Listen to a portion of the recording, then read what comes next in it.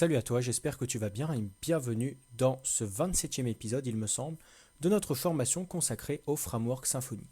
Aujourd'hui, on termine tout ce qu'on a à voir avec la partie administration et notamment en mettant en place la sécurité. Donc ce qu'on va faire tout simplement, c'est qu'on va limiter l'accès à notre back-end, au back-office, au système d'administration. On va limiter ça aux utilisateurs qui ont justement un rôle admin. Donc voilà. Donc ce que je vais faire tout simplement pour que ce soit plus facile, je vais aller dans mes fixtures qui sont juste ici. On va essayer de trouver les users qui sont en premier. Et ce qu'on va faire du coup, c'est que je vais faire un user égale new user. Je vais même appeler ça admin. Admin, new user. On va dire que admin, on lui met un set full name. On va mettre administrateur de SimRecipe. Voilà. Ensuite, on va lui set un pseudo.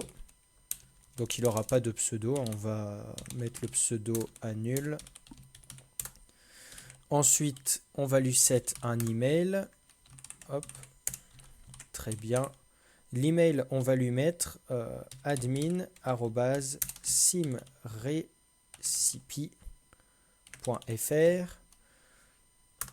Ensuite, set roles, on va lui mettre role user, role admin.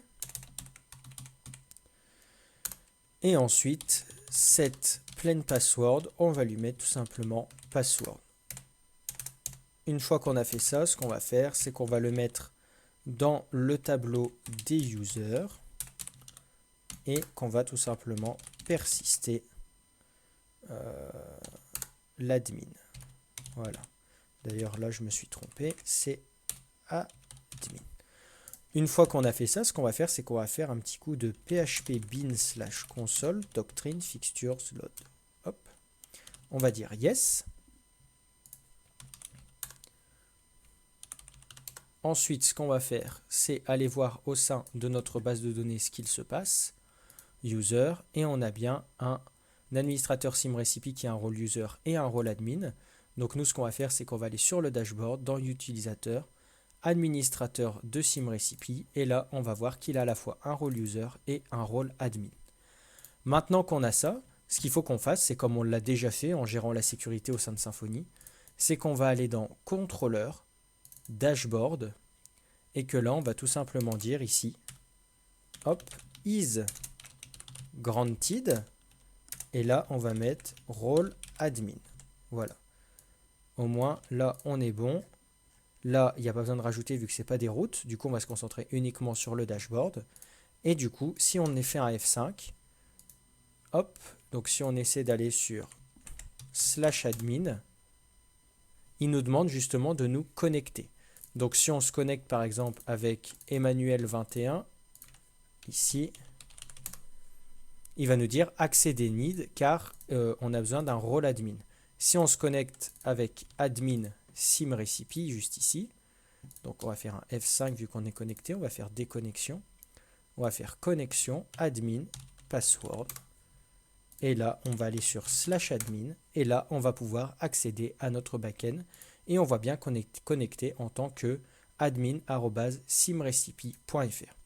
Donc voilà, c'est comme ça qu'on gère la sécurité au sein de Symfony pour l'admin. Donc c'est similairement la même chose que toute autre route, comme j'avais précisé au début des vidéos sur EasyAdmin, qu'en fait c'était des contrôleurs simples. Du coup, il y a bien du isGranted. On peut mettre la sécurité comme on veut. La seule chose qu'on va faire pour terminer cette courte vidéo, c'est tout simplement aller au niveau de partials, de mettre le header ici. Et ce qu'on va faire, c'est ici, connexion, inscription. Moi, j'aimerais bien mettre ça là. Voilà. Et ici, je vais faire un dump de user. Tu vas comprendre ce que j'essaie de faire. D'accord. C'est pas ça que je veux faire. C'est ça que je voulais faire. User does not exist. Bah, génial. Ah, c'est app.user, pardon. Faut vraiment que j'arrête de le coder dans 1 million de langages en même temps. Mon dump, il ne se voit pas car il est là. Est-ce qu'on a accès au rôle? Oui. Donc on va aller voir twig contains array. Et check value exist in array twig. Et là on va mettre ça. Et du coup ce qu'on va faire c'est if role admin in app.user.roles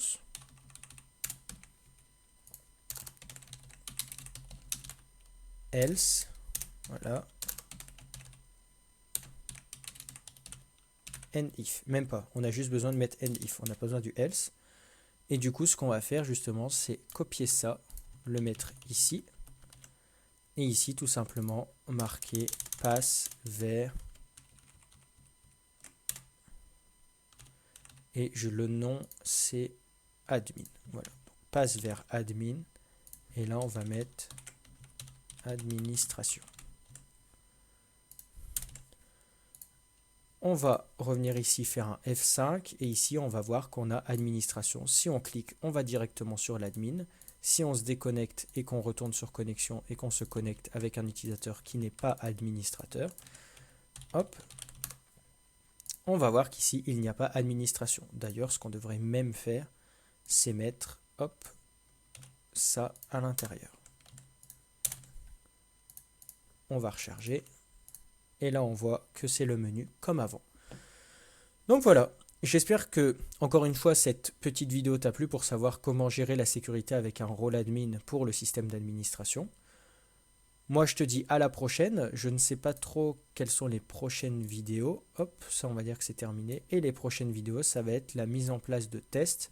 Donc, on verra d'abord des tests unitaires et des tests fonctionnels pour avoir une application sûre et testée avant potentiellement de mettre cette application en production. Donc voilà, j'espère que cette vidéo t'a plu. N'hésite pas à liker, n'hésite pas à t'abonner, n'hésite pas à activer la cloche. Et si tu as une question, n'hésite pas à me poser une question soit en commentaire, soit par mail. Et puis, je te dis moi à la prochaine pour la mise en place de nos tests. Salut!